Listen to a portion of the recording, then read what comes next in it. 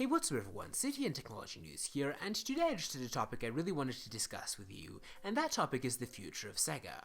So obviously, Sega was once a really dominant console maker. They were second only to Nintendo, and honestly for a little while they were even surpassing Nintendo in terms of console sales. But over the years, Sega's fortunes, their quality of games, and popularity have declined quite considerably.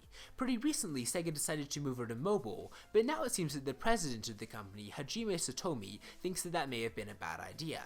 So first, just a little bit of context. Satomi is actually from Sammy Corporation, who bought out Sega a fair few years ago. Sammy has a history of mostly doing pachinko in Japan, and while they have done a few games over the years, it was never their main line of business. So the direction of Sega since Sammy took over is not an entirely surprising one, as they've almost ignored what makes games work, and went after what they thought would make money based on their pachinko expertise. When the Dreamcast flopped over a decade ago, Sega fell into the trap of focusing more on the schedule of games, releasing different games at a constant schedule, then spending a lot of time working on each title, and making sure each game they do release is the best experience possible. Now with that in mind, it seems like Satomi has finally realized that Sega is in fact a gaming company, and it actually needs to be repositioned as such. In a recent interview with Famitsu, he was very reflective and he was making a lot of very interesting comments. One of the things he said was, as far as the Western market goes, we learned a lot from Atlas. If we can make a title with proper quality, I believe there's a good chance for it to do well even in the West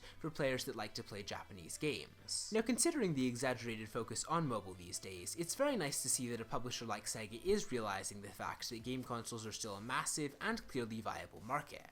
Sega in the 90s was known for its brand, but after that they did lose a lot of trust, and honestly for a while they were left with nothing but their reputation.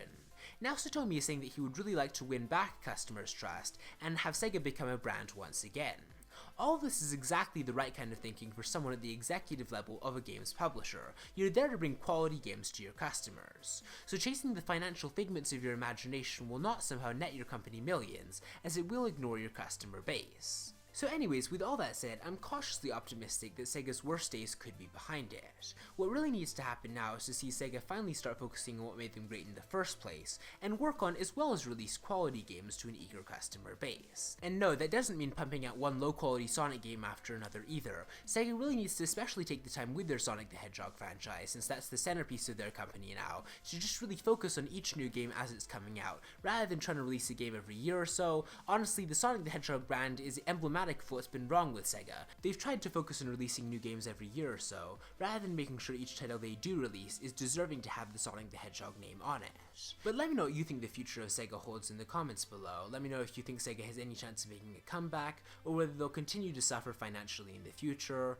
I should mention that there's always been a very distant hope that Sega will one day return to the console business, and I don't think this is very likely, but if Sega were someday to do this, that might also get them back on the road to success again. But give this video a thumbs up if you did enjoy it, leave a comment below expressing your opinion, and yeah, that's pretty much it for this video, so I will see you next time.